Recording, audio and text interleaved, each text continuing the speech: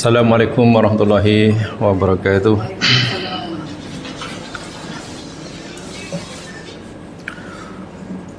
Alhamdulillah wa syukurillah la hawla la quwata illa billah. Asyhadu an la ilaha illallah wahdahu la syarikalah, asyhadu anna Muhammadan abduhu wa rasuluh. Allahumma salli ala Muhammad wa ala ali Muhammad. Raditu billahi rabba bil islami dina wa bi Muhammadin nabiyya wa rasulah. Rabbi israh li sadri wa yassir li amri wahlul 'uqdatam min lisani yafqahu qawli.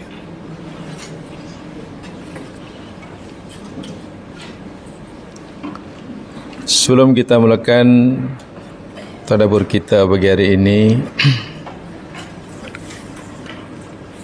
dimohon keikhlasannya untuk memohon kepada Allah Subhanahu wa taala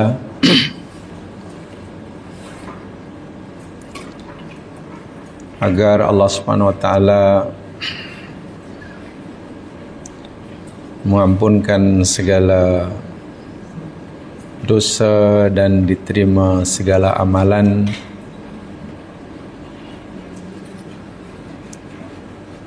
salah seorang daripada jamaah kita telah kembali ke rahmatullah pada malam semalam,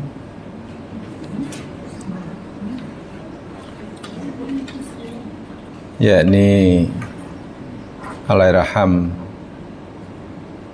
Muhkiar bin Haji Zain, salah seorang jamaah kita, adik kepada yang berbahagia Datuk Abdul Bakir.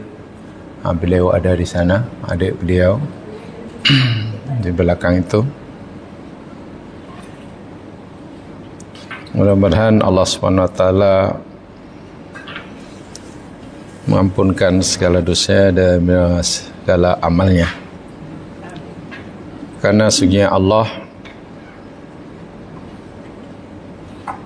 telah mengambil apa yang dia miliki, dan Allah telah memberikan apa yang dia miliki, dan segala sesuatu di sisinya ada ajal yang telah ditetapkannya. Maka bagi yang ditinggalkan, hendaklah sentiasa bersabar dan memohon ganjaran daripada Allah daripada ujian dan musibah ini. Amin. Bismillahirrahmanirrahim. Alhamdulillahirabbil alamin. Allahumma salli ala Muhammad wa ala ali Muhammad sayyidil awwalin wal akhirin. Sallim radhiyallahu tabaraka ta'ala an kulli sahabati rasulillah ajma'in. Alhamdulillah rabbil alamin. Allahumma lakal hamdu kulluh wa lakash syukru kulluh wa ilaika yurja'ul amru kulluh ala niyatuhu wa sirruh. Allahumma inna nas'aluka bi anna lakal hamd la ilaha illa antal mannan badi'us samawati wal ard ya dzal jalali wal ikram ya hayyu ya qayyum. Allahumma inna abdakal hakir la rahmatik alladhi khalaqahu wa sawaita khalqahu wa hadaitahu ilal islam wa razaqtahu minat thayyibat qad qabattahu ilaik Inna abdakal hakir Muhkiyar bin Hajizin fi dhimmatik wahibali jiwarik qihi ya Rahman min fitnatil qabri wa adhabin nar. Anta ahlul wafa'i wal haqq. Allahumma ighfir lahu warhamhu wa'afihi wa'fu anhu. Innaka antal ghafurur rahim. Allahumma ighfir lahu warhamhu wa'afihi wa'fu anhu wa akrim nuzulahu wa wasi' madkhalahu wa ghsilhu bil ma'i wal thalji wal barad wa naqihi ya Allah minal khataya kama yunaqqat thawbul abyadu minad danas wa abdilhu daran khairan min darih wa ahlan khairan min ahlih wa zawjan khairan min zawjih kihi abdakal hakir Muhkiyar hajizin min fitnatil qabri wa adhabin nar. Allahumma ighfir li hayyina wa mayyitina wa saghirina wa kabirina wa dhakarina wa unthana wa syahidina wa ghaibina. Allahumma man ahyaitahu minna fa ahyihi 'alal islam wa man tawaffaitahu minna fatawaffahu 'alal iman. Allahumma la tahrimna ajrahu wa la tudillana ba'dahu. Allahumma anta rabbukal hakir ila rahmatik Muhkiyar hajizin. Anta khalaqtahu wa anta razaqtahu wa anta hadaitahu lil Islam wa anta qabatta ruhahu wa anta ta'lamu sirrahu wa alaniyatahu. Ji'na sufa'a lahu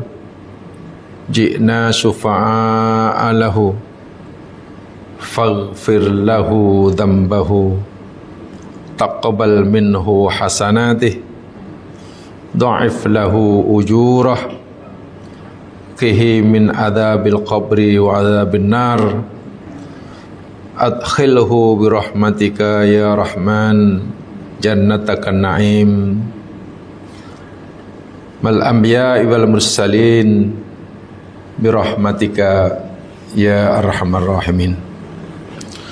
Allahumma inna abdakal hakir ila rahmatik Muhkiyar hajizin ibnu abdik wa ibnu ammatik kana yashhadu an la ilaha illa anta wa kana yashhadu anna Muhammadan abduka wa rasuluk anta a'lamu bih. Allahumma in kana muhsinan fazid fi ihsanih wa in kana musian fatajawaz an sayyiatih bi rahmatika ya arhamar rahimin. Allahumma hadha du'a wa minkal istijabah istajib du'ana ya mujibad da'wat. Allahumma hadha du'a wa minkal istijabah istajib du'ana ya mujibad da'wat. Allahumma rabbana la taruddana khaibin wa la taj'alna bi du'aika minal ashqiyain nadimin al khasirin bi rahmatika ya arhamar rahimin. Rabbana la tada' lana fi maqamina hadza dhanban illa ghafartah wa la daynan illa qadaitah wa la maridan illa syafaitah wala hajatan ila qadaitaha wa raditaha ya rabbal alamin. Ya Allah ya Tuhan kami, jika sekiranya ada saat ini ada di antara kami yang sedang sakit, maka sembuhkanlah dia. Jika ada di antara kami saat ini yang sedang mempunyai hajat kepadamu, segeralah ya Allah kabulkan hajatnya. Jika ada di antara kami saat ini yang sedang ditimpa musibah dan kesusahan hidup, ya Allah, angkatlah dan hilangkanlah kesusahan hidupnya, gantilah dengan kebahagiaan. Ya Allah, ya Tuhan kami, jika ada di antara kami yang sedang menghadapi masalah, berikanlah dia jalan keluar daripada masalahnya. Jika ada di antara kami, ya Allah, yang masih tersesat jalan dalam mengarungi kehidupan, tunjukkanlah dia, ya Allah, ke jalan yang lurus yang Engkau ridhai. Ya Allah, jika ada di antara kami yang sedang mengalami masalah rumah tangga, yang sedang mengalami masalah hubungan silaturahim, satukanlah mereka, ya Allah. Damaikanlah mereka, ya Allah. Bukakanlah, ya Allah, hati-hati mereka. Lapangkanlah jiwa mereka, sehingga mereka sanggup menerima kekurangan orang lain, memaafkan kesalahan orang lain, dan mensyukuri akan kebaikan orang lain kepadanya. Rabbana atina fid dunya hasanah, fil akhirati hasanah, qina adzaban nar. Sallallahu ala Muhammad wa ala alihi wa sahbihi ajma'in, walhamdulillahi rabbil alamin.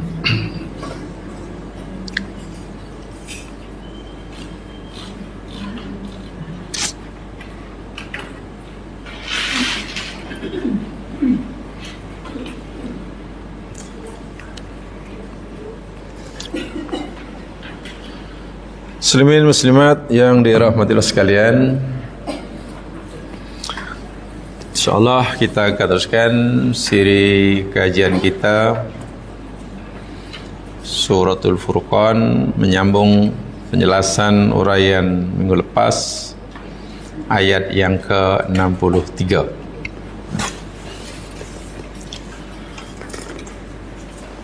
Apa yang telah kita pelajari minggu lepas kaitan ayat 63, kita telah ketahui sama perbezaan penggunaan kalimah ibad dan abid. Ibad apa maknanya, abid apa maksudnya, walaupun kedua-duanya sama-sama bentuk jamak daripada kalimat mufrad abdun. Sekarang yang kedua, saya ingin sampaikan juga syarhul mufradat, yakni kalimah yamshuna alal ardi. Yamshun. Terjemahannya apa agaknya fi'il madhi itu yamshun? Itu fi'il mudhari' madinya apa ya? Masya. Mudhari' yamshi. Ada lagi namanya, yang satu lagi namanya saro, mudhari' yasiru. Kedua kalimat ini terjemahan Melayunya sama. Masya yamsi berjalan, saro yasiru pun berjalan. Jadi kalau kita nak tahu perbezaannya, jangan tengok terjemahannya, sebab dalam terjemahan serupa je. Sedangkan dalam Al-Quran penggunaan kalimat ini yakni berbeza sama sekali. Contoh dalam ayat ini Allah gunakan kalimah yamshuna alal ardi, masya yamsi. Masya yamsi. Sementara umpamanya di dalam ayat yang lain, Coba lihat contohnya yang lain dalam surah Al-Qasas ayat 29. Ya, ini hanya syarhul mufradat. Saya baru nak menjelaskan, menguraikan kalimat kosakata yang ada di dalam ayat ini. Jadi belum tafsirnya lah. Surah Al-Qasas ayat 29. Kalau tak jumpa, tengok selepas ayat 28. InsyaAllah jumpa. InsyaAllah jumpa. Al-Qasas ayat 29.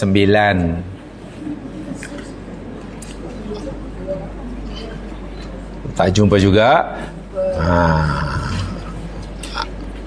A'udzu billahi minasyaitonir rajim.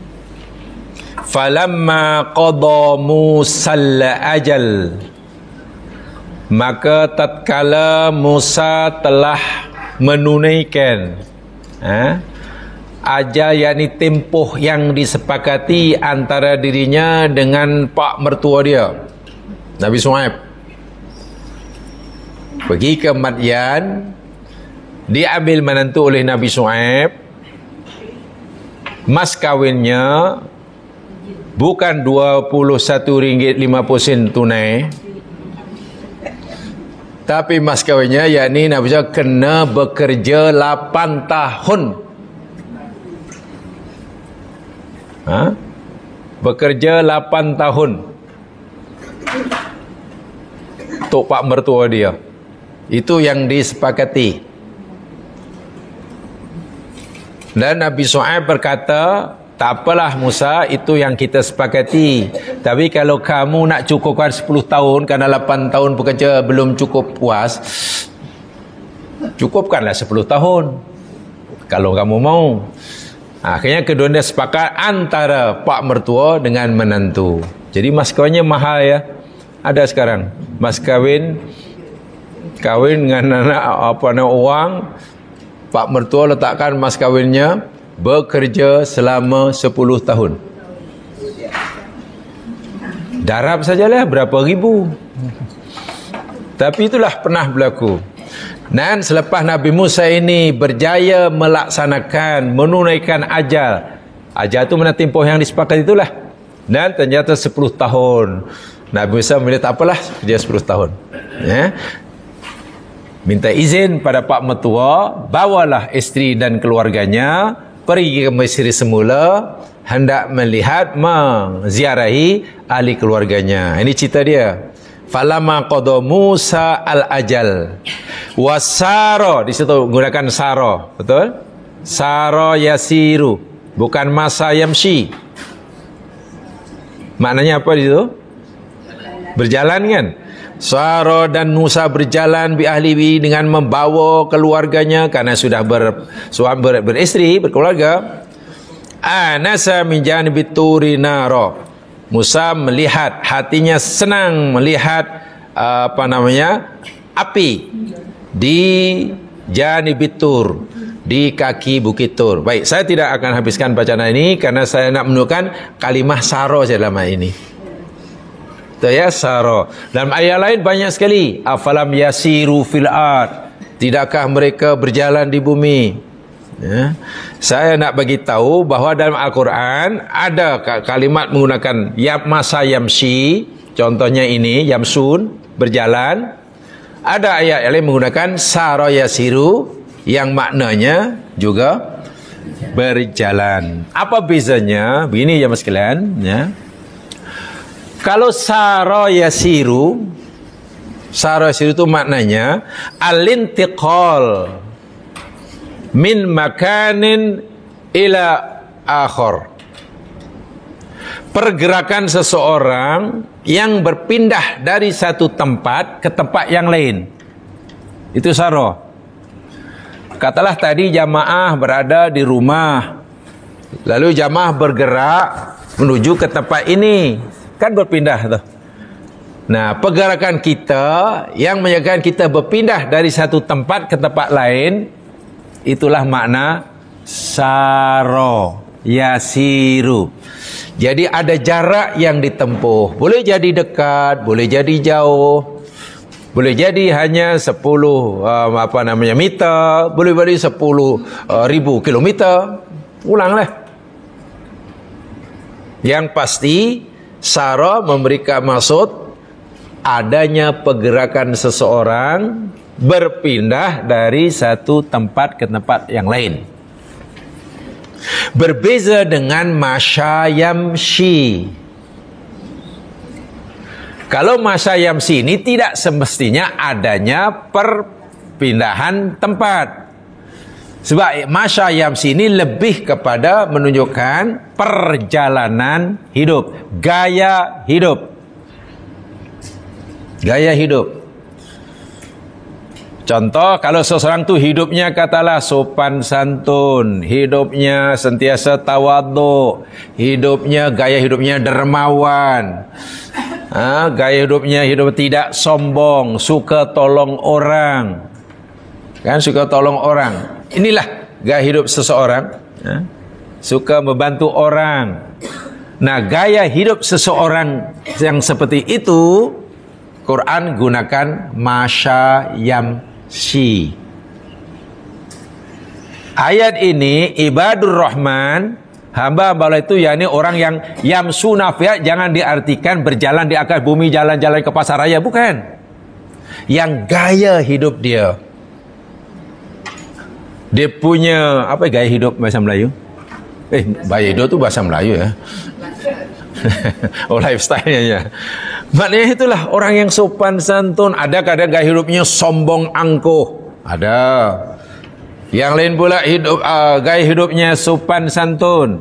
Ada yang orang gaya jalan lifestyle-nya dermawan, suka tolong orang. Yang lain pula memilih cara hidupnya Luke bin Kedekut, Elias bakhil. Ada macam tu. Nah, orang macam itu bagi masya yamsi. Jadi bila sebut masya yamsi, jangan kita terbayang orang itu berjalan, tak. Gaya hidup. Kalau sara yasiru, kita boleh bayangkan sesuatu itu bergerak. Ada nampak? Ada nampak. Bagus. Jadi kalau Allah berfirman dalam kisah Musa tadi, tatkala Musa, setelah Musa menyelesaikan masa yang telah dijanjikan, Musa sara dengan membawa keluarganya. Apa yang jamaah bayangkan? Berjalan. Maknanya Musa berpindah, kan, bergerak, meninggalkan kampung halaman pak mertua, nak pergi ke keluarganya kita bayang macam tu. Tapi kalau kalimah yamsi, jangan kita bayangkan ada pergerakan. Tidak. Contoh yang mudah saya tunjukkan. Ini tolong dirasa ya, ini karena ini kaitannya dengan rasa. Lihat firman Allah Subhanahu wa taala masih dalam surah Al-Qasas.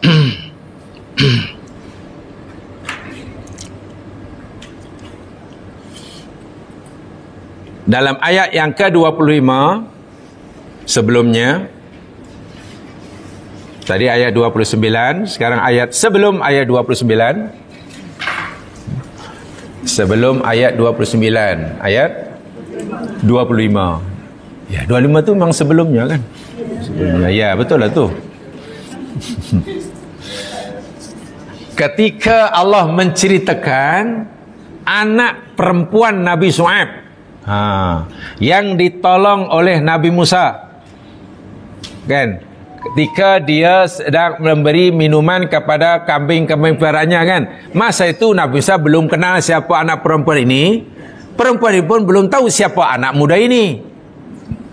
Yang pasti anak muda ini orangnya baik, suka menolong, tak suka kacau orang. Itulah.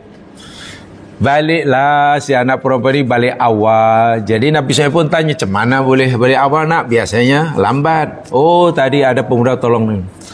Lalu orang tuanya Nabi Syuaib menyuruh anak perempuan ini jemput Musa, anak muda yang belum dikenalinya, agar datang ke rumahnya, karena orang tuanya nak jumpa dia.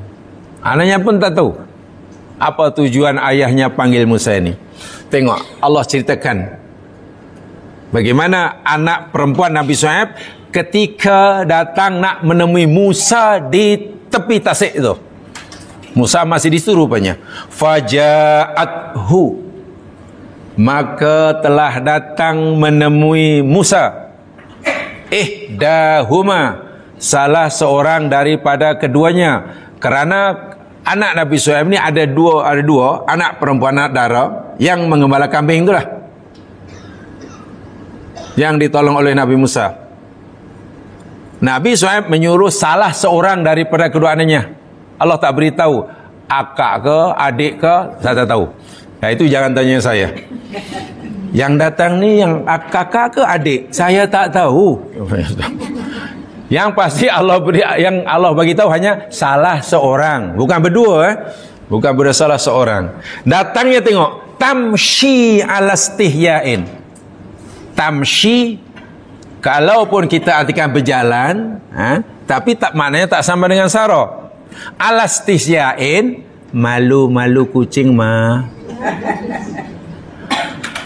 Mula-mula ditolong oleh Musa, langsung tak ada perasaan apa-apa si perempuan ini. Tapi ketika orang tuanya suruh menjemput Musa untuk Musa datang ke rumah, jadi serba ya salah tingkah lah. Alastihya itu ada rasa malu-malu kucing. Tapi di situ Allah tak kata tasyiru, Allah kata tamshi. Jadi jangan kita bayangkan, oh anak Nabi Shu'aib perempuan itu datang berjalan jumpa Musa malu. Berjalan, jangan berjalan dibayangkan dia bergerak. Allah menunjukkan bahwa sifat kepribadian, gaya hidup yang ada pada diri pribadi perempuan, anak perempuan Shu'aib itu adalah seorang yang pemalu. Wah, itu mana punya harga diri, punya muru'ah yang tinggi. Dan itu tanda ada apa-apalah itu. Itu maknanya benih-benih. Itu adalah sebab-sebab malu. Kali pertama jumpa tak ada apa-apa. Kali kedua, macam salah tingkah. Salah tingkah. Macam serba tak kena. Tapi dia tetap menjaga kehormatan dirinya. Sebab itu Allah katakan tamshi, bukan tasiru. Kalau tasiru mungkin lari sambil angkat kain, weh, ayah panggil ya. Jadi tamshi alastiyah, jangan digambarkan perempuan tadi berjalan laju ke, perlahan ke, berkendaraan, tidak, bukan begitu. Sebaliknya Allah beritahukan kita tentang kepribadian, tentang personality, saksiah anak dara Nabi Shu'aib ini luar biasa terpuji. Luar biasa. Kalaupun dia sudah menyimpan ada perasaan, dipanggil apa itu? Benih-benih cintrong. Kalaupun sudah ada, tapi tetap saja ia coba dan tidak menyebabkan ia melakukan tindakan-tindakan yang tidak sopan. Paham ya? Jadi tamshi itu begitu bezanya. Nah, Allah Subhanahu wa taala berfirman dalam ayat sedang kita pelajari ini, ibadur rahman itu yamshuna fil ard. Jangan kita gambarkan biasa mana bergerak ke sana kemari ke melalang dunia, bukan. Gaya hidup dia, lifestyle dia, sentiasa haunun, tawadu, haun. Faham ya? Itu beza antara sara dan masya. Sara dan masa. Baik, yang ketiga itu sudah difahami ya. Yang sekarang yang ketiga, ada 3 kalimat yang perlu saya sampaikan dalam ayat ini untuk kita jelaskan. Beza antara tamshun, yamsi kan tadi. Kalau dalam ayat itu apa tadi? Yamsun kan. Jadi kalau satu yamsi, ni yamsi. Yang ini ajalah. Yamsi bukan berjalan dalam arti kata berpindah dari satu tempat ke tempat, bukan. Ya. Katalah, oh Masya Allah, ni Tok Syah itu yamsi alal ardi haunan. Maknanya gaya hidup dia, kepribadian dia, personality dia, akhlak dia, cara bercakap dia sangat mulia. Gitulah. Tidak pernah menyakiti orang, bahkan suka menolong orang. Maksudnya yamsi ini jamaah sekalian, dalam Al-Quran kata pembantu selepasnya, apa kata bantu namanya? Kata bantu ya. Ada kadang-kadang yamsi selepasnya ala. Contohnya ayat ini, yamsuna alal ardi. Kadang-kadang yamsi ini selepasnya bukan ala, tapi diikuti dengan fi. Baik. Dari segi bahasa, terjemahan biasa, kalau yamsuna ala itu apa maknanya? Ala atas. Kalau fi dalam, fi dalam. Kalau yamsi kita artikan berjalan, katalah yamsuna alal ardi, berjalan atas muka bumi. Kalau yamsuna fil ardi, berjalan fil ardi, di bumi. Bahasa Melayu, berjalan atas bumi ke berjalan dalam bumi? Di bumi. Mana kalau dalam bahasa Melayu gunakan fi atau ala?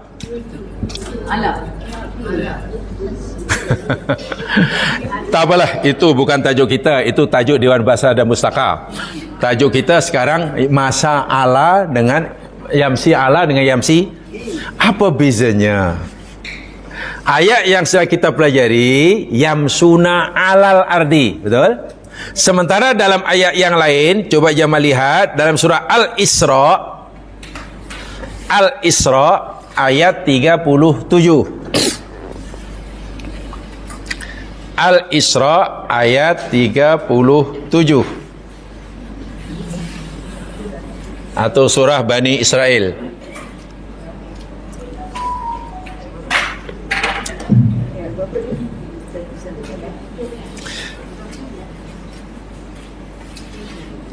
Dah jumpa?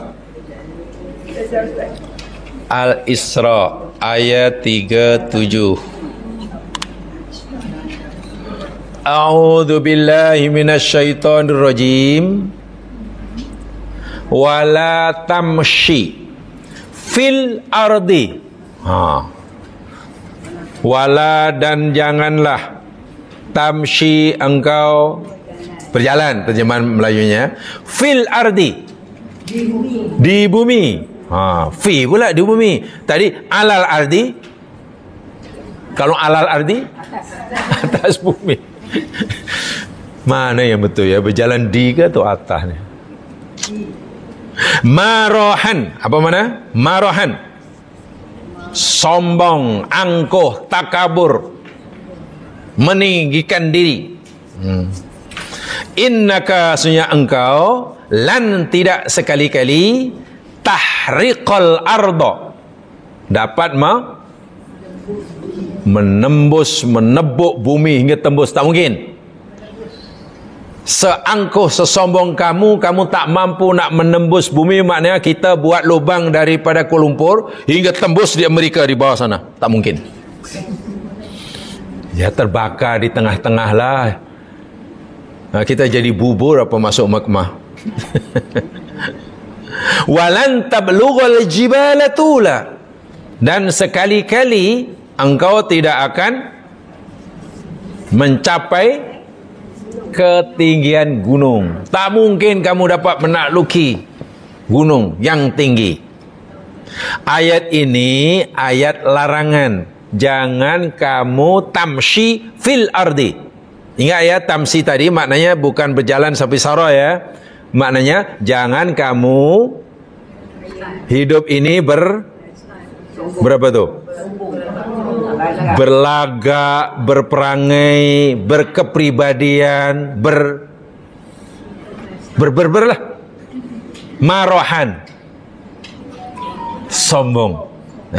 Sombong. Yang tadi, yang surah ini, yamsuna alal ardi hauna. Mereka menjalani kehidupan dengan gaya hidup, perangai, kepribadian yang haunan. Yang haunan. Surah yang sedang kita pelajari. Rendah diri, tawadhu. Surah Al-Furqan, pujian Allah, yamsuna ala. Surah Al-Isra, tamsifi. Ini celaan, hinaan. Baik, lalu apa bezanya antara yamsi fi dengan yamsi ala? Pertama, jamaah sekalian, kalau yamsi fi itu maknanya orang itu berjalan di bumi, artinya dirinya itu melekat pada bumi. Fi itu maknanya dia hidup, jiwanya, hatinya melekat ke bumi. Bumi di sini maksudnya dunia dan isinya. Maksudnya dunia dan isinya. Artinya orang ini gaya hidupnya dikuasai oleh dunia dan isinya. Bahasa Arabnya abdud dunya. Apa tu? Abdud dunya, hamba dunia. Semua serba duniawi, semua serba material. Berfahaman materialisme. Orangnya sangat-sangat materialistik. Sehingga mungkin adik-beradik pun gaduh pasal wang. Mungkin orang tua pun mungkin disamanya dimasukkan dalam penjara karena menangani mahkamah karena gara-gara warisan. Coba. Ini orang yang Allah nyatakan yamsi fil ardi. Bumi, dirinya melekat dengan bumi. Tak ada jarak. Sementara dalam surah Al-Furqan yamsun ala. Apa itu maknanya? Mereka berjalan atas. Mana gaya hidupnya? Bumi dan isinya sudah berada di bawahnya. Artinya apa? Orang yang Allah sebutkan dalam surah Al-Furqan ini dalam hidupnya sudah tidak lagi dipengaruhi oleh dunia dan isinya. Kata Ali bin Abi Thalib, orang yang Allah sebutkan dalam surah Al-Furqan yang sedang kita pelajari ini, ayat 63 ini, yakni orang-orang yang telah meletakkan dunia dan isinya di tangannya, bukan di dalam hatinya. Dia punya harta, dia punya kuasa, dia punya kedudukan, tapi semua itu hanya diletakkan di luar dirinya, di tangannya, bukan di dalam hatinya. Sehingga mudah baginya untuk mengeluarkannya, untuk memberikannya. Sementara orang yang Allah sebutkan dalam surah Al-Isra, Al-Isra yang kita baca tadi, yakni jangan kamu apa tadi? Berjalan di atas bumi dengan sombong tadi, As-Surah 37. Itu orang yang meletakkan dunia dan isinya di dalam hatinya, melekat sungguh. Jadi kalau dibongkar, diserungkarlah hatinya dan boleh dilihat di situ ada rumah, ada tanah, ada selipar Jepun, ada macam-macam, ada beg, ada.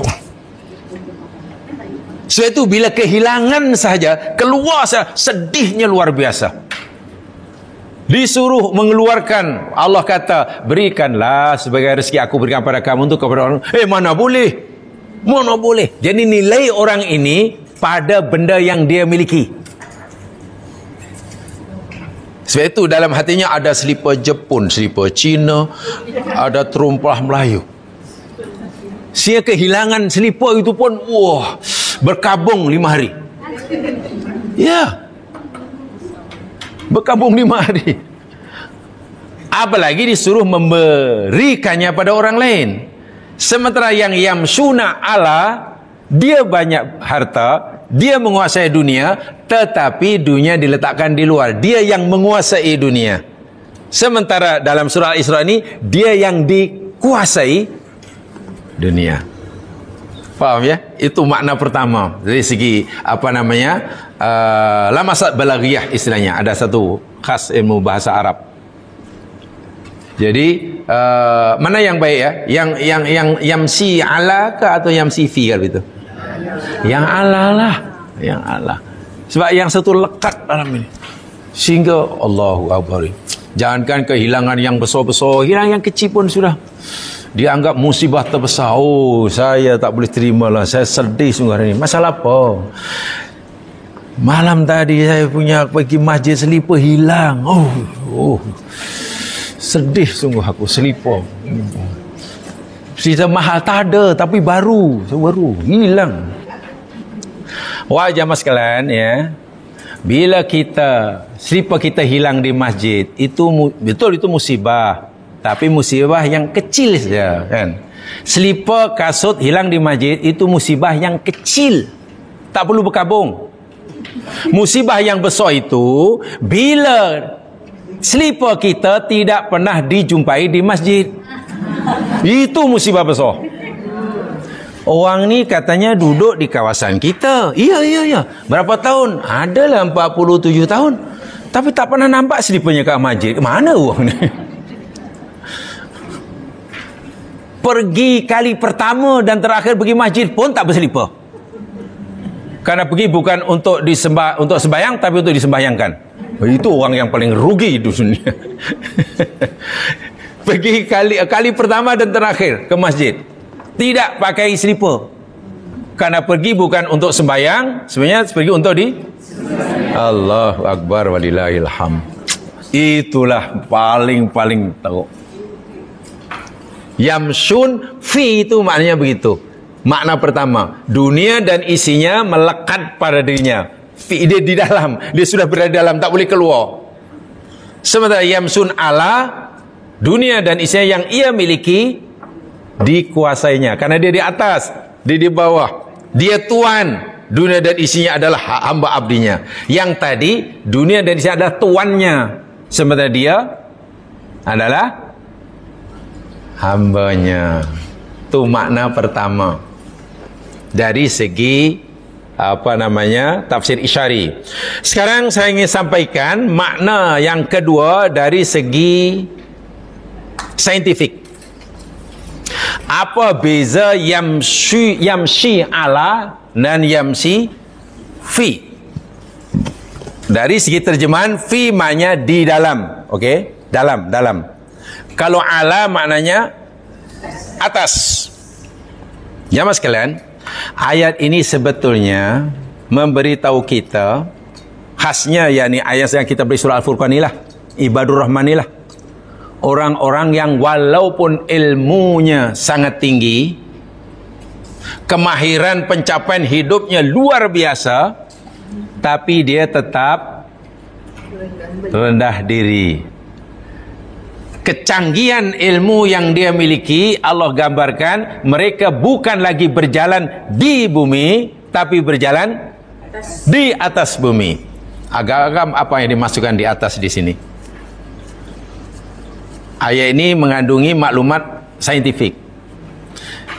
Jamaah sekalian, kalau kita naik kapal terbang dan kapal itu terbang, itu kita sudah dikira berjalan di bumi atau di atas bumi?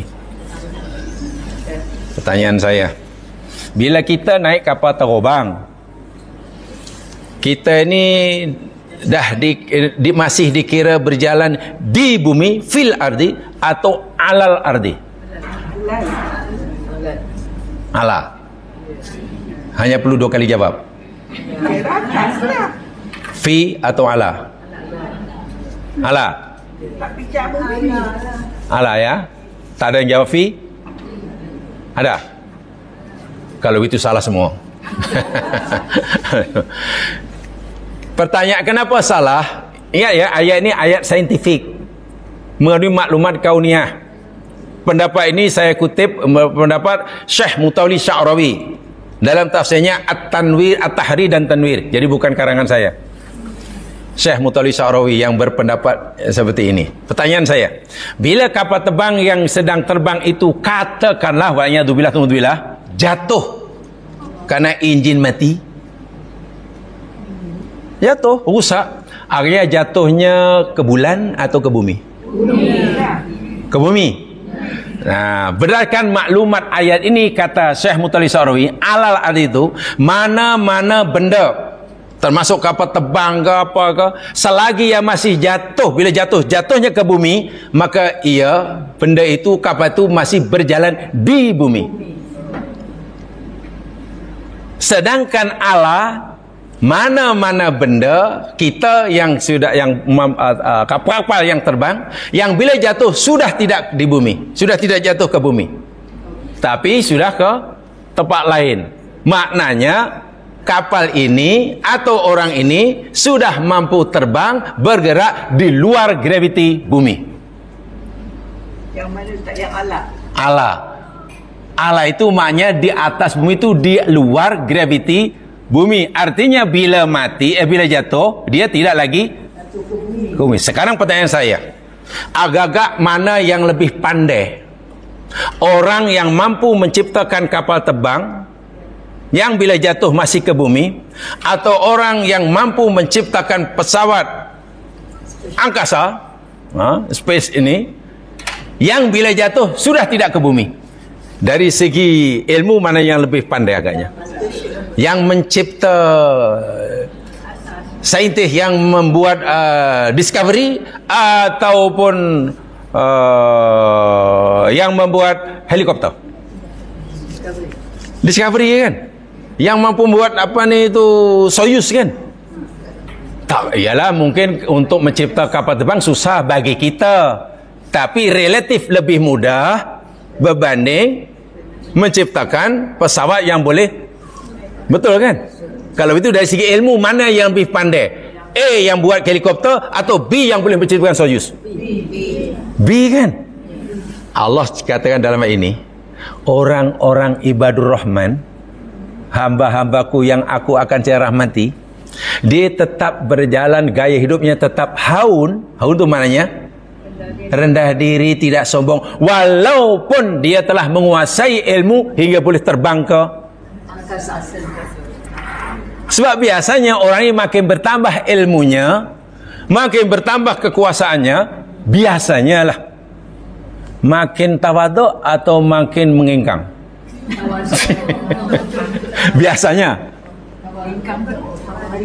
makin sombong atau makin itu, biasanya manusia ini fitrahnya sombong. Kata baru tahu sikit dah angkuh, baru punya lebih sikit sudah sombong. Al-Quran kata orang ini bukan sekadar boleh buat basikal, ilmu yang dimiliki bukan sekadar mampu buat kapal terbang. Ilmu yang aku berikan pada orang ini, kata Allah, mampu menciptakan pesawat hingga keluar daripada graviti bumi. Tapi ia tetap tawadhu. Orang macam inilah orang yang sangat dikasihi oleh Allah. Itu makna Allah. Jadi ibarat ini bumi, dan graviti bumi itu katalah sepadannya di sini, katakanlah. Kalau jamaah katalah terbang di sini, jatuhnya masih ke sini. Betul ya? Kalau kita terbangnya di sini, masih ke sini. Ini namanya fil ardi, dalam bumi, karena bila jatuh kita masih ke bumi. Tapi kalau bila jatuh kita tak lagi ke bumi, maka kita sudah berada di ala. So ala itu mana sesuatu kawasan space yang sudah ada di luar graviti bumi. Tentulah itu bukan, itu orang bodoh ke orang pandainya kalau dah macam tu. Wih, pandai. Bayangkan buat apa namanya, cukur jambul cucunya buat pesta di situ. Takkan hebat loh. Ijab kabul di bulan, bayangkan. Itu mana orang hebat loh. Bukan apa namanya ni, istilahnya pelancong ya. Sekarang kan ada istilah, ada angkasawan, ada astronot, ada kosmonot ada, pelancong pun ada. Maknanya tidak perlulah pandai. Untuk jadi pelancong ke luar angkasa tidak perlu pandai. Syaratnya hanya ada dua saja. Satu, kaya mampu bayar. Kedua, sehat. Itu aja. Sebab kalau mampu bayar pun kalau tak sehat, diluncurkan terus pingsan. Mampu pingsan, tak seduh. Balik ditanya tengok apa? Tak tengok, tak nampak apa-apa. Masya Allah. Jadi kupasan atau uraian yang diberikan oleh Syekh Mutawalli Sya'rawi memang sangat-sangat luar biasa. Beliau melihat ada maklumat saintifik yang Allah berikan dalam ayat ini. Allah memuji hamba-hambanya walaupun menguasai ilmu yang sangat tinggi. Dengan ilmunya ia mampu berada di luar graviti bumi. Tetapi gaya hidupnya, tindak tanduk setiap harinya, lifestyle-nya sentiasa merendah diri, tawadhu. Sementara tadi yang hanya mampu buat basikal tua pun sudah maroha. Wah, ilmunya baru buat basikal tua. Masya Allah. Rasulullah SAW jamaah sekalian, Rasul ini agaknya penjelajahannya sampai ke Amerika atau ke bulan. Rasulullah Sidratul Muntaha mah bukan ke Amerika Latin, bukan ke Amerika Utara, bukan ke bulan. Sidratul Muntaha. Sidratul Muntaha itu tak ada siapa yang tahu kecuali Nabi Muhammad daripada makhluk Allah yang tahu. Saintis yang paling hebat pun tak tahu, membayangkan pun tak mampu. Sungguh pun Nabi telah sampai ke alam yang paling tinggi, nama Sidratul Muntaha dan Mustawa. Gaya hidup Nabi, tengok akhlak Nabi sehari-hari, Masya Allah. Nabi pernah kata, ana akulu kama yakulul abdu. Aku makan, bila aku makan, aku ingin makan seperti mana hamba abdi makan. Wa ajlisu kama yajlisul abdu. Dan aku ingin duduk seperti mana duduknya hamba abdi. Maknanya apa tu ya? Nabi tidak mau lah. Nabi tidak mau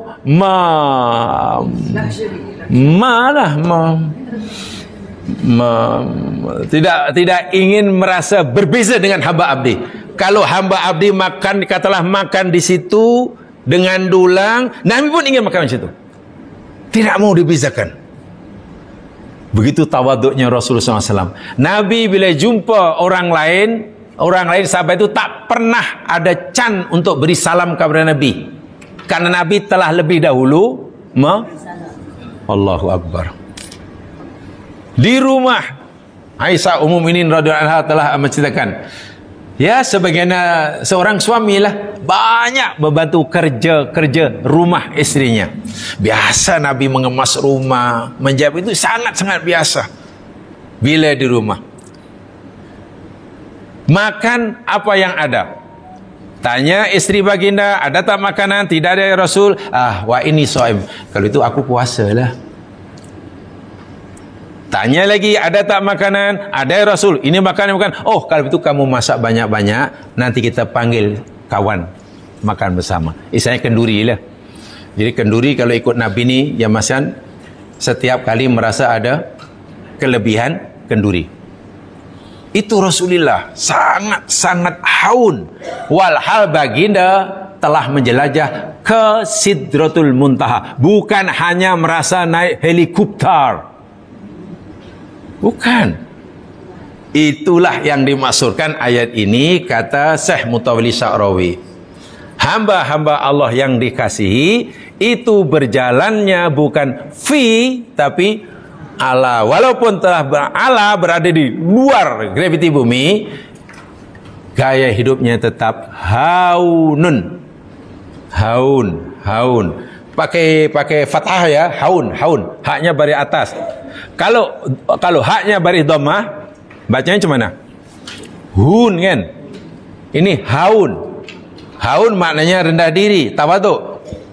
Kalau hun maknanya hina. Hun itu hina.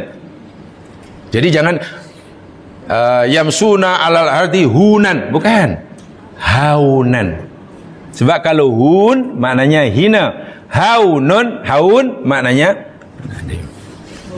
Jadi kalau hun maknanya hina, bihun maknanya jadilah hina. Bihun tu maknanya jadilah hina. So itu jangan banyak makan bihun.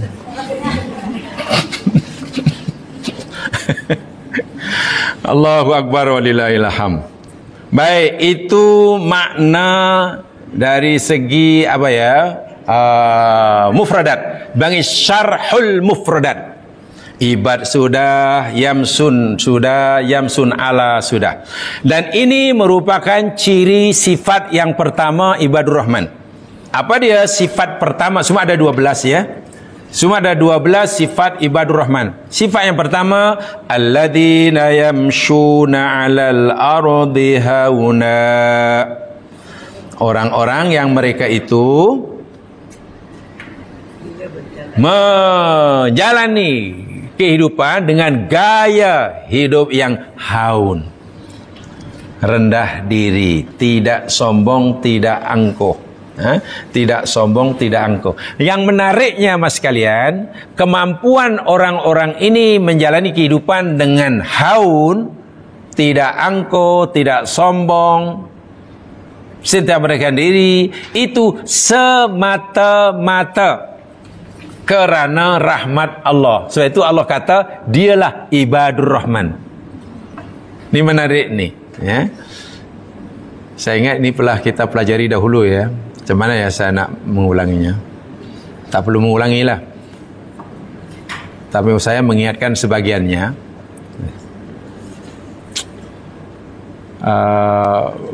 Di tempat lain ya.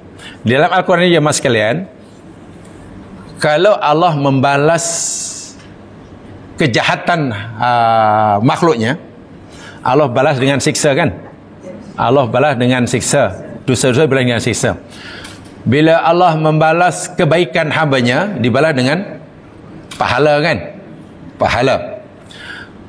Dalam Al-Quran, bila Allah membalas dosa-dosa hambanya dengan siksa itu, atau bila Allah menimpakan siksa pada hambanya, Allah sebutkan dosa-dosa yang dilakukannya. Dengan sebab inilah aku timpakan musibah. Dengan sebab inilah aku tegar. Contoh ketika Allah cerita tentang Fir'aun. Wa mimma khati'atihim ugriku. Dengan sebab kesalahan-kesalahan mereka Fir'aun dan pengikutnya lah mereka ditenggelamkan. Allah sebut kesalahannya. Tapi bila Allah memberikan nikmat, kesenangan, apalagi kasih sayang, Allah tidak sebut sebabnya. Katalah Allah selamatkan Nabi Nuh daripada taufan besar. Allah selamatkan para nabinya, Nabi Shu'aib daripada azab yang menimpa kaumnya. Allah tak kata dengan oleh sebab Nabi Shu'aib ini hambaku, dia taat pada aku selamatkan dia. Allah tak kata begitu. Allah tak pernah kata dalam Quran, dengan sebab kamu rajin solatlah aku elakkan musibah daripada kamu. Tak. Bila Allah cerita tentang keselamatan yang ia berikan pada hambanya, Allah kata wa birahmatim minna.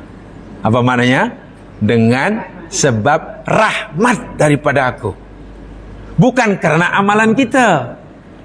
Bahkan orang masuk surga pun kata Rasulullah SAW, karena amalnya atau karena apa? Karena rahmat Allah. Kalau orang masuk surga pun karena rahmat Allah, lalu apa peranan amal kita? Apa peranan, apa fungsi ibadah kita? Kalau ibadah kita tak mampu memasukkan kita dalam surga, karena masuk karena rahmat Allah, lalu buat apa kita beribadah? Agaknya buat apa? Masuk surga itu karena rahmat Allah, bukan pasal awak rajin solat, rajin puasa, rajin berbaik, soleh. Tak ada maknanya. Begitu ke? Tidak. Betul masuk surga kerana rahmat Allah, dan Allah suruh kita jadi orang yang soleh. Amal soleh yang kita lakukan ini jemaah ibaratnya sebagai Wasilah untuk narik. Ibarat jamaah nak ambil buah mangga yang di atas sana, nak petik tak mampu, pakai apa? Galah. Makin panjang galahnya, makin peluang untuk dapat buah yang paling tinggi dapat. Nah, amal soleh itu macam galah itulah, untuk juluk rahmat turun. Orang yang tak ada amal soleh, ya rahmat macam mana nak turun, sebab kena juluk. Tapi kalau kita dapat rahmat Allah bukan karena kebaikan kita hanya berfungsi sebagai wasilah. Sebab itu dalam Al-Quran, setiap Allah sebut nikmat pasti dikatakan kerana rahmat kami. Alasannya begini. Sayyi'ah contohnya. Ini hasanah. Kalau orang buat kesalahan, satu dibalas berapa? Satu. Ya, buat satu je. Kalau buat kebaikan dibalas berapa? Paling kurang 10 hingga 700 hingga gandaan yang Allah saja Maha mengetahui. Sekarang bila Allah balas kejahatan, dosa dengan satu balasan, satu hukuman, itu maknanya Allah menunjukkan apa tuh? Menunjukkan sifatnya yang mana? Al-adlu. Adil. Karena Allah adil lah. Buat satu, balas satu. Buat dua, balas dua. Bila Allah menimpakan azab, Allah sebut sebab dia jahat, disebut. Karena Allah menunjukkan keadilannya. Sebenarnya bila Allah membalas kebaikan, satu kebaikan dibalas dengan 10 hingga 700, Allah menunjukkan sifatnya yang mana? Ar-Rahman. Ar-Rahman. Sebab itu Allah sebutkan orang-orang yang makin tinggi kedudukannya, makin tinggi ilmunya, makin hebat pencapaian dunianya, ia tetap mampu bersikap tawadhu. Kemampuan mereka bertawadhu, tunduk, tidak sombong, itu semata-mata karena ibadah Rahman, karena rahmat Allah. Sebab kalau dia tidak menyadari kemampuannya menjalani kehidupan dengan tawadhu itu kerana rahmat Allah, nanti akan sombong balik. Bukan senang tahu cari orang macam saya. Walaupun saya ni orang hebat, tapi saya tetap tawadhu. Itu kalau bukan saya, tak boleh. Ini 1,000,000. Jangan main-main. Jangan main-main. Saya seorang yang boleh hidup macam ini. Walaupun macam-macam ada. Itu dah lupa yang dia, itu bukan lagi ibadur Rahman itu. Sudah ibadur apa tu? Itu bukan ibadur Rahman, itu ibadu apa ya? Tak tahulah. Akhirnya ibadah rahmat, macam mana ibadah rahmat makin tunduk? Ya, kerana dia tahu Allah sedang limpahkan pada rahmatnya. Sehingga tak ada ruang, tak ada peluang, tak ada masa untuk angkuh. Karena masanya dipenuhi, diisi dengan mensyukuri rahmat Allah. Orang yang sibuk mensyukuri anugerah Allah, tidak ada ruang untuk sombong. Percayalah. Tak ada ruang untuk merasa dirinya hebat. Sana bagi satu contoh ya. Ini bukan kata saya, ini pesanan Ibnu Qayyim Al-Jauziyah. Kalau jamaah ingin jadi orang seperti ini, kalau kita ingin, dan saya yakin setiap kita ingin, kan ini makamnya sangat tinggi. Makamnya sangat tinggi. Dan orang yang seperti ini pasti akan mendapatkan rahmat Allah. Pasti. Itu janji Allah. Tak kiralah siapapun kita, mau orang kaya ke orang miskin, orang kampung, orang bandar, laki ke perempuan, orang biasa ke orang luar biasa ke, akan dikasih oleh Allah. Begini syaratnya.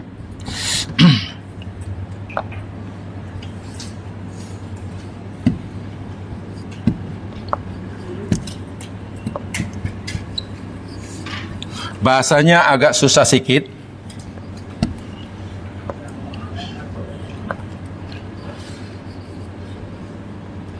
Ini kata Ibnu Qayyim Al-Jauziyah. Ini paling kurang ya, ini paling rendah. Al-khuruju minal amali anil amali. Kalau kita terjemahkan bahasa Melayu, pening kita. Al-khuruj maknanya keluar. Khuruj itu kan keluar. Minal amal, daripada amalan. Anil amal, anil amal, daripada amal. Nah, pastilah memang bingung, kita pun bingung. Al khuruj minal amal anil amal. Apalah maksudnya tu? Ada amal buat satu. Maknanya lepas buat lagi. Buat begitu. Tak, ini kaitannya dengan tadi ya, kaitan dengan ibadur rahman. Ini jamaah sekalian. Baik. Kalau kita katalah mampu berpuasa sunat, sementara orang lain tak buat karena dia bukan wajib.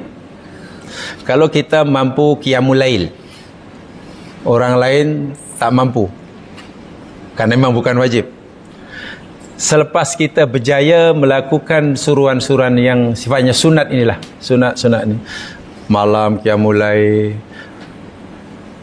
selepas kita melakukan amalan sunnah yang banyak, sama ada ibadah-ibadah ritual atau ibadah-ibadah sosial, tak kira lah, yang penting ibadah pada Allah.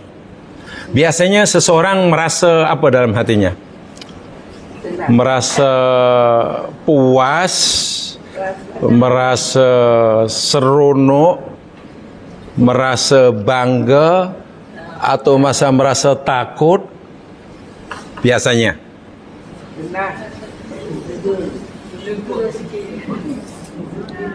lega lepas bayar sunat. Jawab betul-betul. Kalau tak betul-betul ni malaikat catat.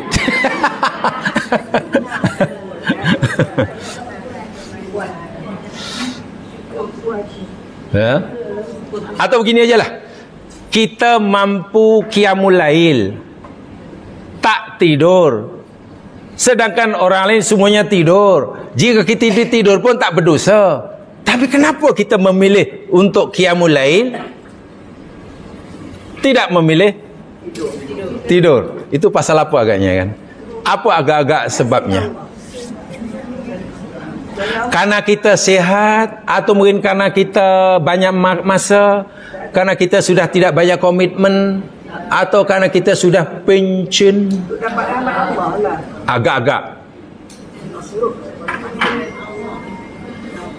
Sebab kena ditanya, kenapa awak sebenarnya? Yalah, saya alhamdulillah sekarang ni saya boleh buat macam-macam karena saya dah pencen.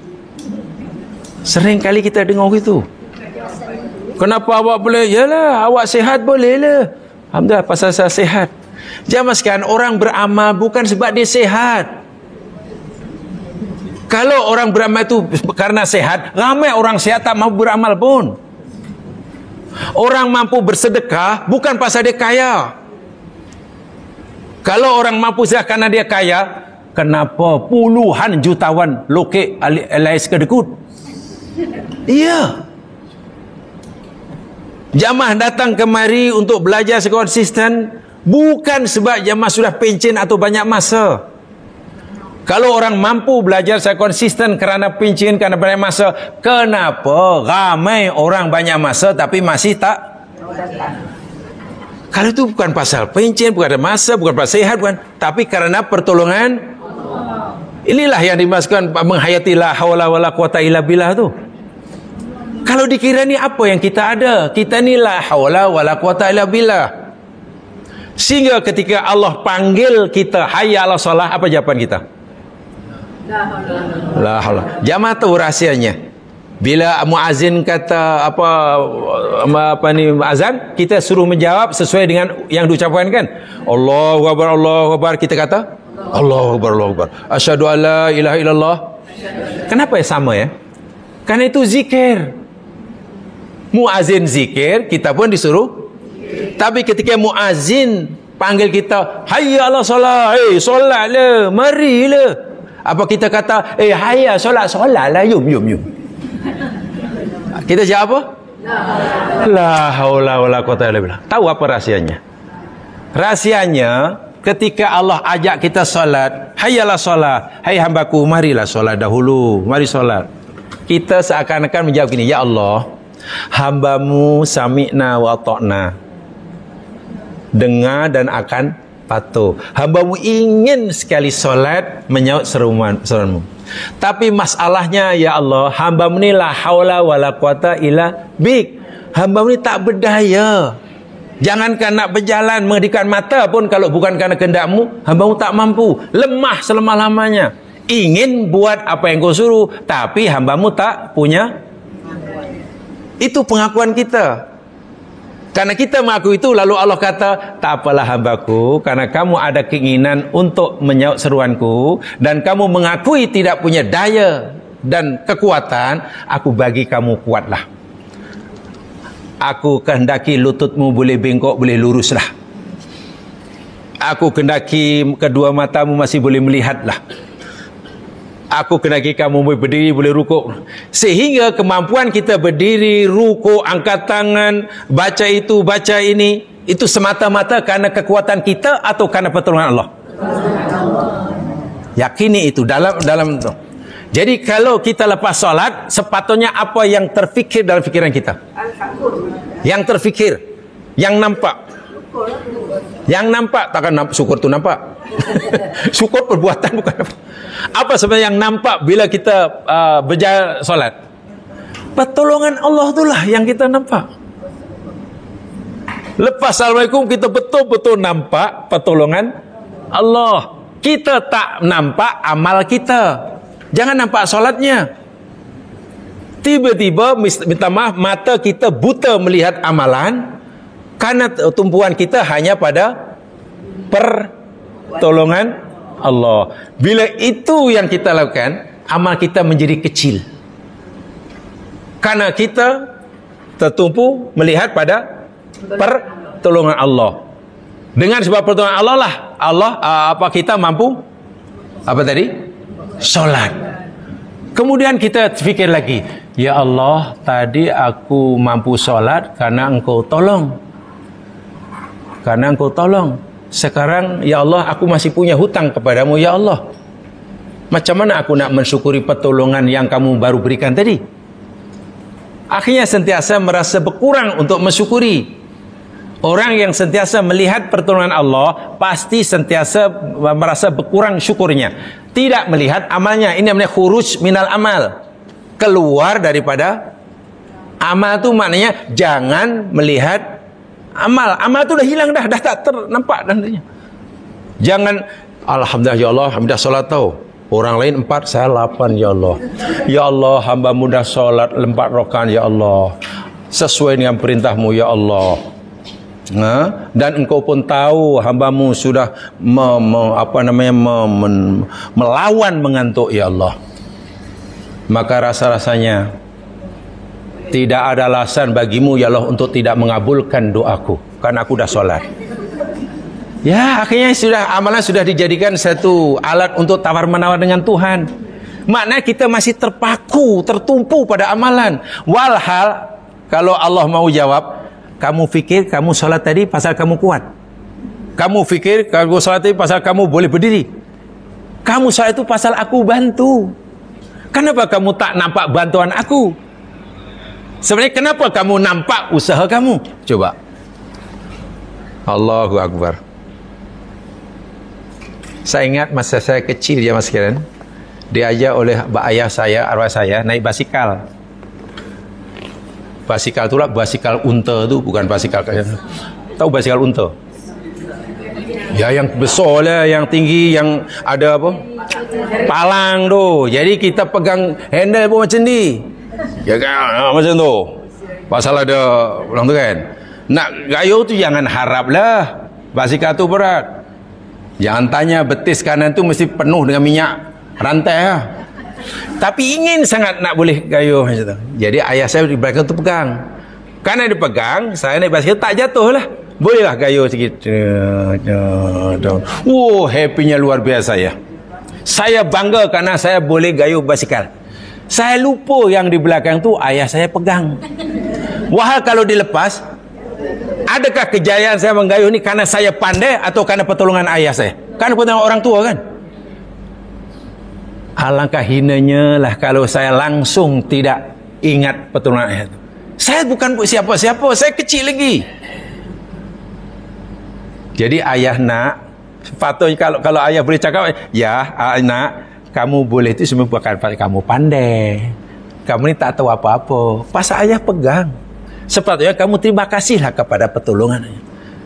Kita hidup tu macam itulah jemaah sekalian. Jemaah datang kemari karena Allah tolong. Bila Allah tolong, kita ingat pertolongan Allah tu kita syukuri. Jangan melihat kejayaan. Kalau kita kan, wah dah merasa buat itu, merasa buat ini. Sebab itu orang yang digambarkan oleh Allah dalam ayat ini, walaupun ilmunya sangat tinggi, alal ardi, dia tetap haun, tetap rendah diri, karena dia tak nampak kejayaan yang dilakukannya. Sebenarnya dia yakin kejayaannya itu semata-mata karena ni rahmatullah. Itu luar biasa jemaah sekalian tu. Itu maksud khuruj minal amal anil amal. Bila kita telah beramal, kita hendaklah keluar daripada amalan itu. Jangan terus lihat, ya Allah hari ini ada 10 tahu. Nampak 10 tahu. Tunjuk pada malaikat. Tolong beritahu pada Tuhanmu. Ni amalan. Dan kalau itu yang kita biasakan minta maaf, mudah sekali dalam hati kita nanti terbuka pintu ujub. Terbuka je pintu ujub, dah habislah. Memang habis. Sebab itu ayat ini sebetulnya bukan hanya ayat iman, bukan ayat syariah, ini ayat ihsan nih, ayat akhlak paling tinggi. Allah mengajar kita tentang bagaimana jadi orang muhsin. Jadi orang muhsin. Setinggi apapun pencapaian kehidupannya, dari segi ilmu pengetahuan ke, kejayaan dunia ke, kekayaan kuasaan ke, dia tetap haun karena dia tidak merasa buat apa-apa. Kalau dia berjaya, itu karena pertolongan Allah 100%. Bagaimana mungkin kita membanggakan pencapaian kita yang sebenarnya kita tidak punya daya dan kekuatan tanpa pertolongan Allah. Minta maaf jemaah sekalian, bila ada budak, anak orang kaya raya, duduk di banglo yang besar, tapi semua itu pemberian orang tuanya, free. Pakai kereta mewah, keretanya pun hanya untuk seorang aja. Walaupun ada tayar yang 4, dia untuk seorang aja. Mahal pula, kereta mahal, tapi juga pemberian orang tuanya. Macam-macam perabot mewah semuanya pemberian. Maknanya tidak ada yang menjadi hasil titik peluh setetes pun daripada anak. Agak-agak anak tadi, kalau dia sedar yang semua itu pemberian orang tua, agak-agak angkuh ke tak angkuh ya, atau malah malu agaknya. Tapi biasanya anak tengok ini saya punya, dia tak tahu itu dari orang tuanya. Kita tu macam tu lah. Jadi nak angkuh tu tak ada ruang langsung. Paling tidak mula-mula malu, lama-lama makin tunduk. Karena sebenarnya dia itu bukan diberi, bukan memberi, digerakkan, bukan menggerakkan, ditadbir, bukan mentadbir, dikuasai, bukan menguasai. Itu sifat pertama. Yamshun alal ardi haunan, sehingga tingkat ubudiahnya sangat tinggi lah orang seperti ini. Sehingga ada satu doa tu, mungkin jamaah pernah baca doa itu, Allahumma ij'alni fi a'yunin nasi kabira wa fi aini saghira, atau Allahumma ij'alni fi aini saghira wa fi a'yunin nasi kabira. Apa artinya? Allahumma ij'alni, ya Allah, jadikanlah diriku fi aini, dalam pandangan mataku, saghiran, waj'alni, dan jadikanlah diriku fi a'yunin nasi, dalam pandangan manusia orang lain, kabira, besar. Apa maksudnya itu? Pernah doa begitu? Allah tak pernah pula. Apa yang didoa apa? Allahumma tawwil umrana, Pagi, petang, siang, malam, umur 5 tahun, umur 88, towel umurnya. Dah 100 semua masih towel umurnya. Malaikat tanya, awak dah 100 tahun nak towel itu apa lagi nak towel? Ya Allah, jadikanlah diriku ini kecil dalam pandangan dirinya, dalam pandangan kita. Kita melihat diri kita ini kecil dan bukan siapa-siapa dan bukan apa-apa. Tapi jadikanlah diriku ini ya Allah dalam pandangan manusia besar. Orang lain melihat kita ini orang yang hebat, orang itu terserah mereka. Tapi kita sendiri melihat diri kita sendiri apa? Kecil. Jangan terbalik. Ya Allah, jadikanlah hamba-Mu ini besar dalam pandangan diri, walaupun dalam pandangan orang ni kecil. Melihat dirinya hebat, wahai masalah sekelilingnya melihatnya, alah tak apalah orang tu, ada pun tak guna, tak ada pun tak rugi. Itu orang yang paling hina. Waj'alni fi a'yuni saghiran. Ya Allah, jadikanlah diriku dalam pandangan diriku ni kecil sekecil-kecilnya. Waj'alni fi a'yunika kabira. Dan jadikanlah diri ini dalam pandangan-Mu ya Allah sebagai hamba yang besar. Wah, itu luar biasa tu. Kita melihat diri kita ni kecil, tapi Allah melihat kita hebat hambaku ini. Sebab kalau kita melihat diri kita hebat, sedangkan Allah melihat diri kita, itu namanya ujub.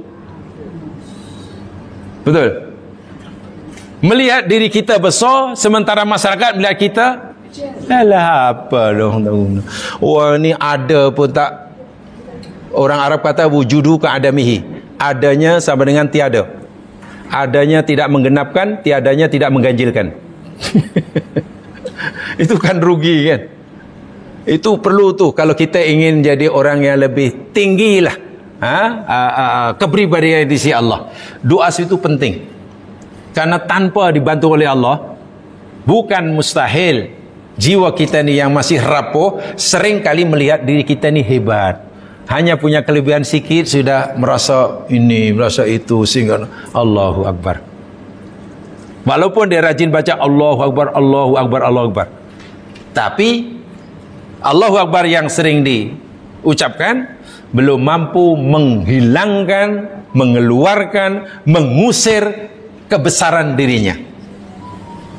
Pernah saya katakan, takbir itu maknanya membesarkan Allah kan? Takbir membesarkan Allah. Kalau membesarkan diri sendiri, takabur. Mungkinkah ketika orang membesarkan Allah pada masa membesarkan diri sendiri? Tak mungkin. Suatu takbir yang ikhlas dan Allah terima bila yang mengucap takbir itu sudah merasa dirinya kecil sekecil-kecilnya. Kalau merasa dia masih besar, sedangkan ia sedang membesarkan Allah, lalu apa makna takbir itu? Takbir itu lawan takabur. Takbir membesarkan Allah, takabur membesarkan diri. Untuk memastikan takbir kita ikhlas dan diterima, hilangkan takabur itu. Jangankan punya pengetahuan kedudukan yang masih rendah, yang masih sedikit, orang-orang yang sudah punya ilmu pengetahuan hingga misalnya boleh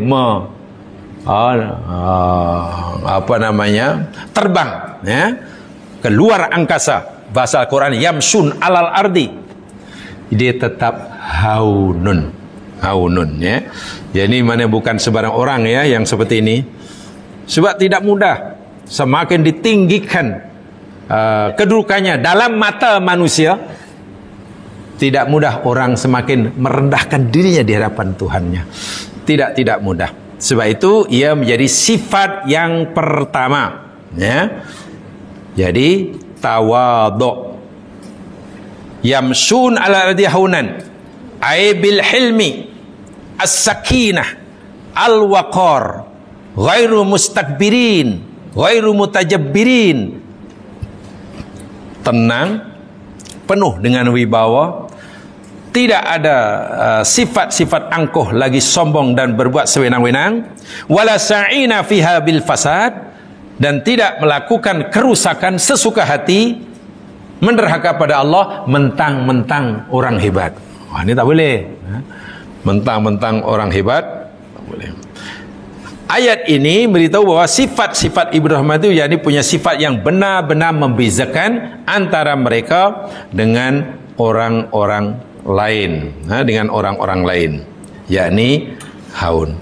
Jamaah sekalian, agak-agak menurut psikologi lah, karena saya tahu jamaah dahulu belajar psikologi.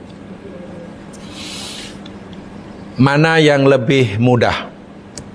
Mana yang lebih mudah? Memaafkan kesalahan orang, kezaliman kepada kita, memaafkan kezaliman orang kepada kita ketika kita tak mampu membalasnya, atau memaafkan kezaliman orang kepada kita ketika kita mampu membalasnya dan dia sudah lemah. Menurut psikologi, mana yang lebih mudah memaafkan? Memaafkan kezaliman orang kepada kita ketika kita lemah, atau memaafkan kezaliman orang pada kita ketika kita kuasa, ketika kita kuat? Mana yang lebih mudah? Pertama atau kedua?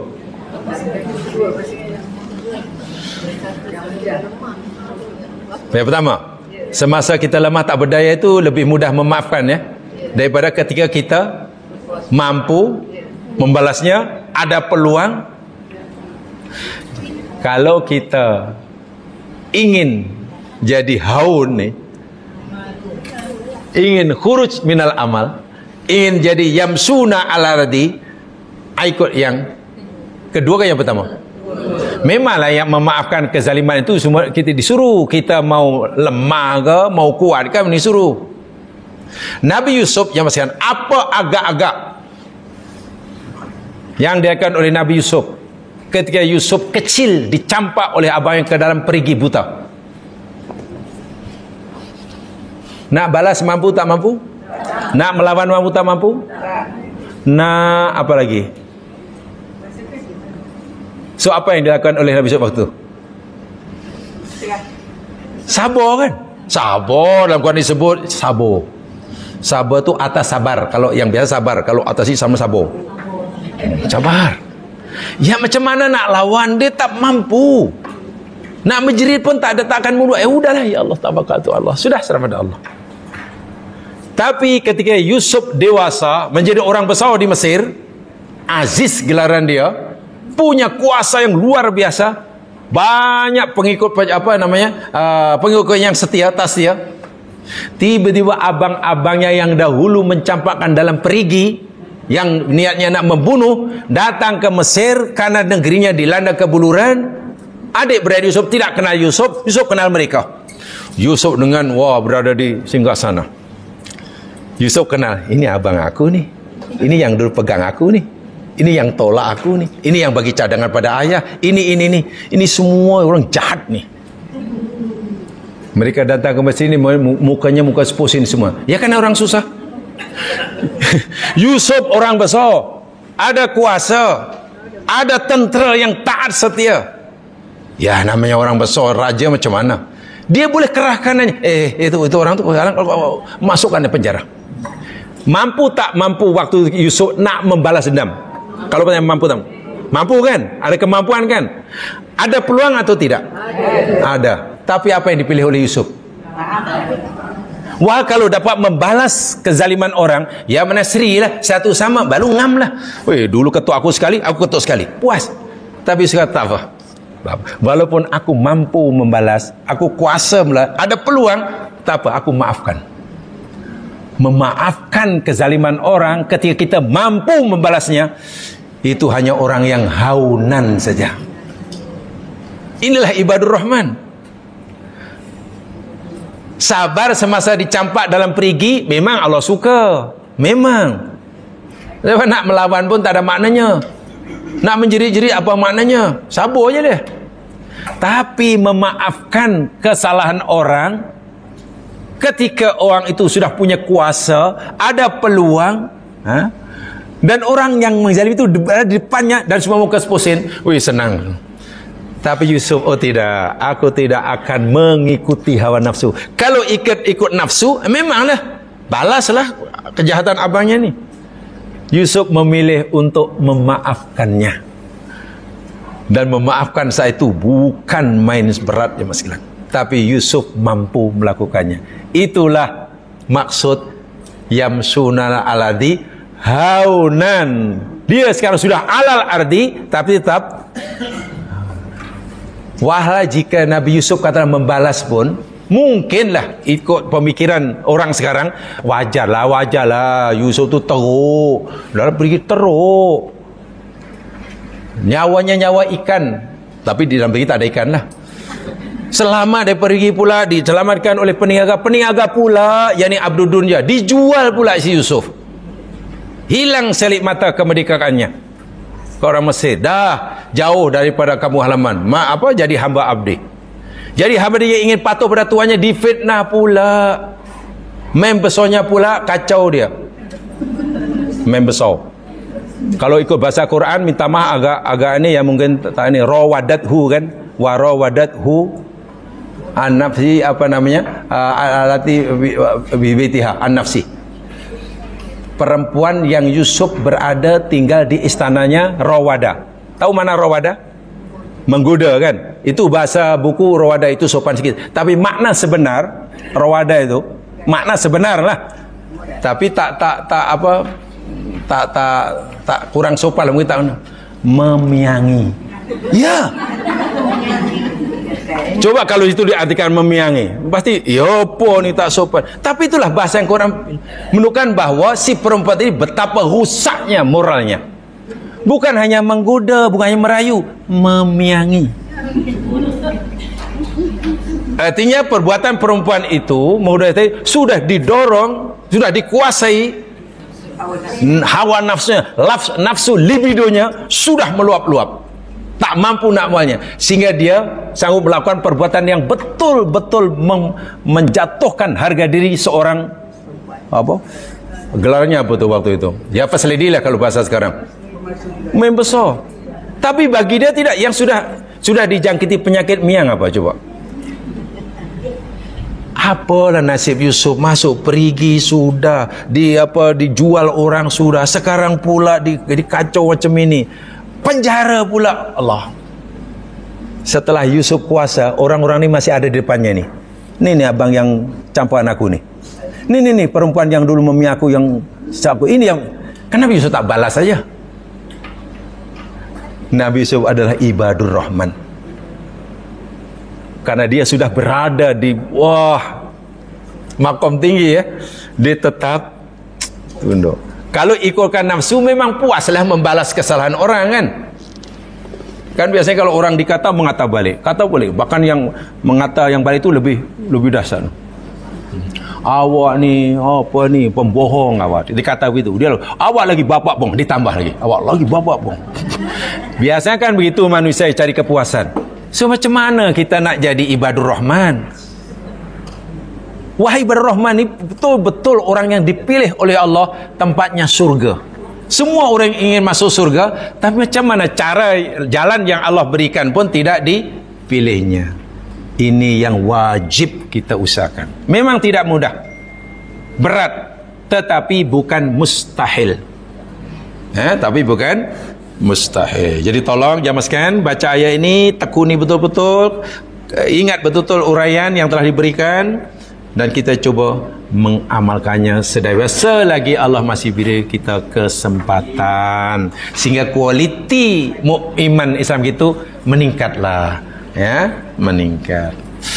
Itu saja, mudah-mudahan diberkati oleh Allah. Kurang lebihnya mohon dimaafkan. Mari tutup dengan bacaan tasbih kifarah dan surah wal asri. Subhanakallahumma wa bihamdika asyhadu an la ilaha illa anta astaghfiruka wa atubu ilaik. A'udzu minasyaitonir rajim wal 'ashr. Innal insana lafi khusr illa alladziina aamanu wa 'amilus shalihaat wa tawassaw bil haqq wa tawassaw. Assalamualaikum warahmatullahi wabarakatuh.